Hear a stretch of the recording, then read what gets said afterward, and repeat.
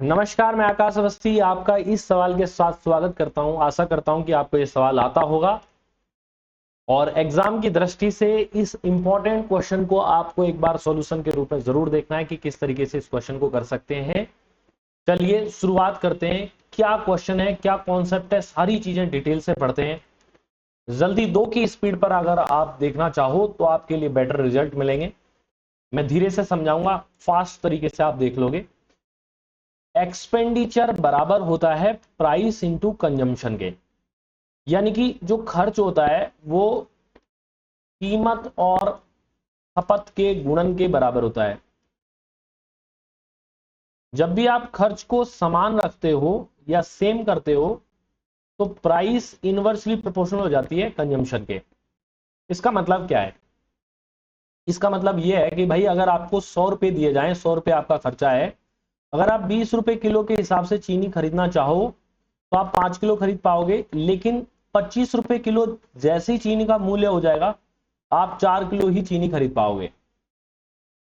इसका सीधा सीधा सेंस है कि प्राइस 4 से 5 के रेशो में बढ़ी है। अगर इनको कैंसिल करें, 4 5 से कैंसिल करें तो 4 से 5 का रेशो बाद में क्रॉस में चला गया है 5:4 में, तो इसी को हम इनवर्सली प्रोपोर्शनल कहते हैं।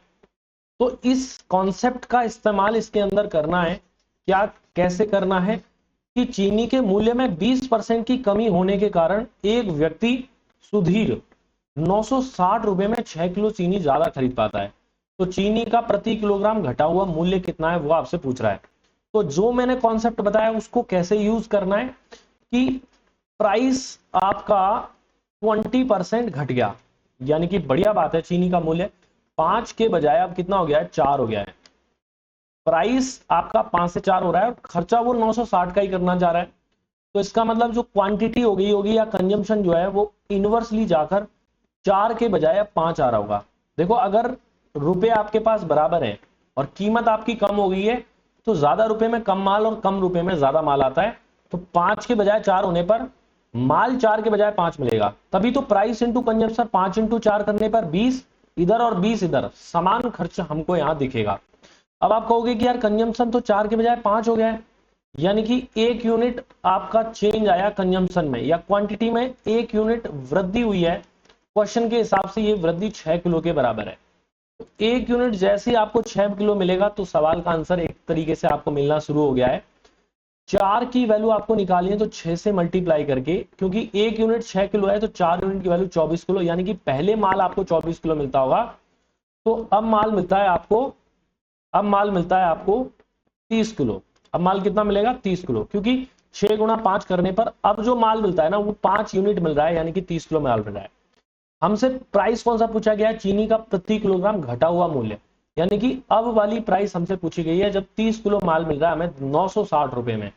तो 960 में अगर हमको 960 रुपए में अगर हमको 30 किलो माल मिलेगा तो प्राइस कितनी रही होगी? प्राइस होती है एक्सपेंडिचर अपॉन क्वांटिटी। तो जैसे हम भाग देंगे 3 से तो 32 बार भाग चला जाएगा और सी ऑप्शन आपका आंसर आ जाएगा। ये एक तरीका है। अगर पहले वाला प्राइस पूछता तो 24 किलो मिलता था पहले 960 में, तो 960 में पहले 24 किलो मिलता था तो 24 से 40 बार भाग चला जाता, तब आंसर डी ऑप्शन हो जाता। तो ये तरीका रहा आपके पास में एक, जब आपने रेशो से सवाल को कर लिया है। बाकी एक और आपको सिंपल टेक्निक बताता हूं इस सवाल को सॉल्व करने के लिए। दूसरा एक और मेथड जो मैं अपने एग्जाम के टाइम पर जिसे यूज करता था, जो मैंने एक बहुत ही शॉर्ट मेथड इसका निकाला था ताकि सवाल एकदम आसानी से हो जाए। क्या करना है हमें? सबसे पहले प्रेजेंट प्राइस, जो अब वाली प्राइस है ना, उसको निकालने के लिए देखो, प्राइस जो होती है ना वो रुपीस पर केजी की फॉर्मेट में होती है या रुपीस पर क्वांटिटी की फॉर्म में होती है।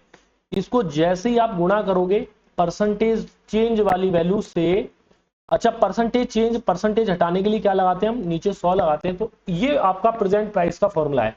जैसे इस सवाल में प्रेजेंट प्राइस ही पूछी है तो कैसे निकाले हम? रुपीस पर केजी, यानी कि 960 रुपए में 6 किलो आपको ज्यादा मिल रहा है। 960 रुपए आपका रुपया है और 6 किलो आपकी क्वांटिटी है। कब? जब 20% का चेंज आता है। तो 20% को 20/100 लिख देंगे हम। जैसे ही सॉल्व करेंगे ये 5 बार कट जाएगा, ये हो जाएगा 30, 30 से 0 बार ये और 3 से 32 बार ये, तो 32 ही आपका आंसर आ जाएगा। ये प्रेजेंट प्राइस के लिए आपका फॉर्मूला है। अगर आपको इनिशियल प्राइस निकालनी है, यानी कि पहले वाली प्राइस निकालनी है इसी तरीके से, तो आप क्या कहोगे कि यार प्राइस तो होती है रुपीज पर केजी, लेकिन यहां पे परसेंटेज वैल्यू यहां तक सेम है, फॉर्मूला रुपीज पर केजी और परसेंटेज, लेकिन नीचे क्या लगाना आपको 100। अगर वृद्धि हो रही है तो प्लस परसेंटेज और कमी हो रही है तो माइनस परसेंटेज। ये आपका फॉर्मूला इनिशियल प्राइस के लिए। उम्मीद है कि ये आपको सवाल समझ में आया होगा, और एक सेम सवाल ऐसा ही आपकी स्क्रीन पर दिया हुआ है, इसको आप कमेंट करके मुझे आंसर बताओगे कि क्या इसका आंसर है।